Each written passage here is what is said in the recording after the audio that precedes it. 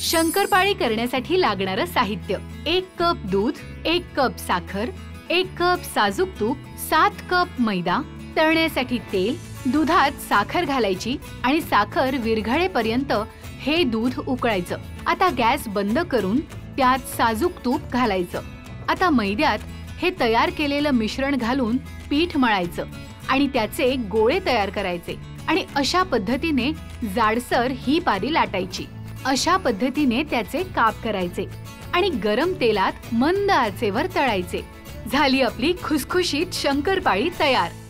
1 kilo मैद्याची आपण बनवणार आहोत। अर्धा किलो करायची असेल तर याच्या अर्ध्या प्रमाणात सगळे जिन्नस घ्या।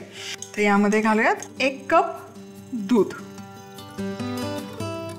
1 कप दूध असेल तर 1 कपच यामध्ये जाईल साखर। छान साखर विरघळेपर्यंत गरम करून घ्यायचं। हलकसं दूध गरम झाल्यावर गॅस मी बंद केला आणि यामध्ये साखर एक 5 मिनिटं व्यवस्थित विरघळून घेतली। आता यामध्ये घालूयात समप्रमाणामध्येच तूप। तर इथे मी साजूक तूप घेतलेलं आहे। इथे बरोबर 1 किलो मैदा घेतलेला आहे। 7 कपने तुम्ही जर मेजर केला तर 7 कप मैदा म्हणजे तो 1 किलो परफेक्ट होतो। आणि हे सगळं मिश्रण आहे हे घ्यायचं आणि हे सगळं मिश्रण यामध्ये घालून घ्यायचं। आता हे करूयात मिक्स।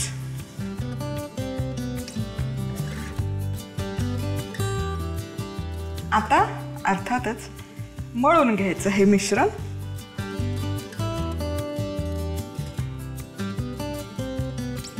आता हे शंकरपाळीचं मिश्रण छान असं एकजीव करून झालं की असं आहे ना लहान लहान याचे गोळे करून ठेवायचे। म्हणजे एक संध वगैरे जशी आपण पोळीची कणिक मिळतो ना तसं अजिबात अपेक्षित नाहीये। हे असाच ओबडा बोबडा किंवा ओबडधोबड गोळा झाला पाहिजे, म्हणजे मग या शंकरपाळीला पदर खूप छान सुटतात। हे असे गोळे तयार करून ठेवायचे म्हणजे शंकरपाळी लाटताना जो वेळ आहे तो छान वाचतो वेळ। आणखी एक महत्त्वाची टिप, जसजसा वेळ जातो तसतसं हे तूप थिजायला सुरुवात होते। हे मिश्रण आता हलकंसं गरम आहे त्यामुळे सैल आहे, त्यामुळे हे लगेच मळायचं आणि लगेच शंकरपाळ्या लाटून तळायला घ्यायचं।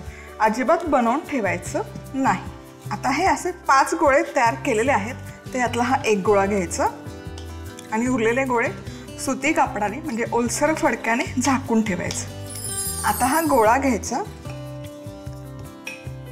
हा एक संध अजिबात होणार नाही। याला ज्या भेगा दिसतात त्या अगदी नॅचरल आहेत, यामुळेच आपल्या शंकरपाळीला आहे ना पदर खूप छान सुटतात, म्हणजे ती छान अशी खस्ता बनते।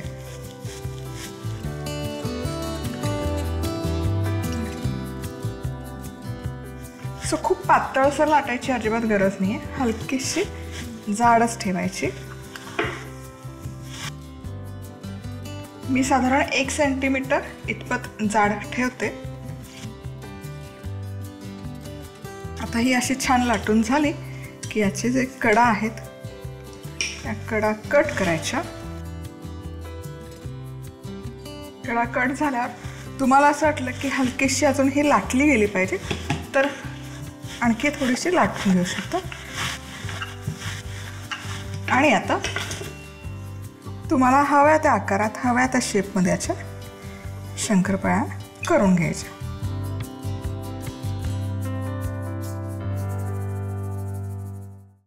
शंकरपाळ्या बनवता बनवता तळल्या तरी चालतंय किंवा सगळ्या शंकरपाळ्या लाटून मग तुम्ही निवांत तळत बसला तरी चालतंय, पण शक्यतो लाटून पॅरलली तळलं तर बरं पडतं, कारण काय होतं ना मग शंकरपाळी विरघळते।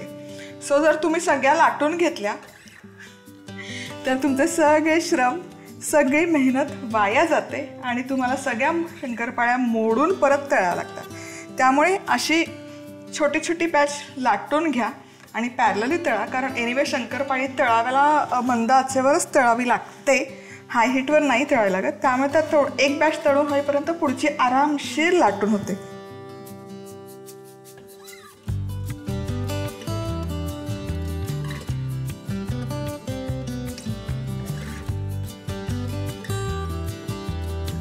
तर शंकरपाळी तेलात विरघळतात, तर ते का विरघळतात त्याचं मुख्य कारण म्हणजे तेल जर पुरेसं तापलं नसेल तर ते विरघळतात। तेल पुरेसं तापलं नाही, बाहेरचं जे आवरण असतं त्यातून वाफ निघायला सुरुवात होते, तेल आत शिरतं पण ते पुरेसं तापलेलं नसतं, त्यामुळे आतल्या भागाची वाफ होत नाही, गरम नाही होत हवा तितका, तो सील होत नाही आणि मग तो तेलात विरघळतो. मग तुम्ही चकली करा, अनारसा करा, शंकरपाळी करा, करंजी करा.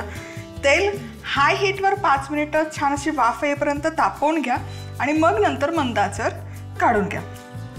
एक एक बॅच कमीत कमी 3 ते 4 मिनिटं तरी तळली गेली पाहिजे छान अशी. फटाफट तळू नका, नाहीतर शंकरपाळीला बाहेरनं कोटिंग येतं, सील होतात बाहेरनं पण आतून कच्च्या राहतात. मंद आचेवर एकसारख्या 3 ते 4 मिनिटं शंकरपाळ्या तळून घेणं गरजेचं आहे. काय सुरेख रंग आलेला आहे आणि तुम्हाला सांगते यापेक्षा जास्त तळू नका तुम्ही शंकरपाळ्या, कारण काय होतं ना, हे तेल गरम असतं आणि त्याचा गरमपणा आणखी थोडा वेळ राहतो. जरी तुम्ही तेलातून या शंकरपाळ्या बाहेर काढल्या तरी. वा, पूर्ण या घ्यायच्या. तुम्ही बघू शकाल काय पदर सुटलेले आहेत, असं वाटतं की खारीच आहे. आहा, काय पदर सुटलेला आहे. आता या प्रचंड तुफान गरम आहेत. सो या एक एक बॅच तळून झाली की मोठ्या एखाद्या प्लेटवर किंवा सुती कापडावर पसरवून ठेवायच्या, पूर्ण थंड होऊ द्यायच्या आणि मग या हवाबंद डब्यामध्ये स्टोअर करून ठेवायच्या. महिनाभर या शंकरपाळ्या खूप छान टिकतात घरातल्या मंडळींनी ठेवल्या तर.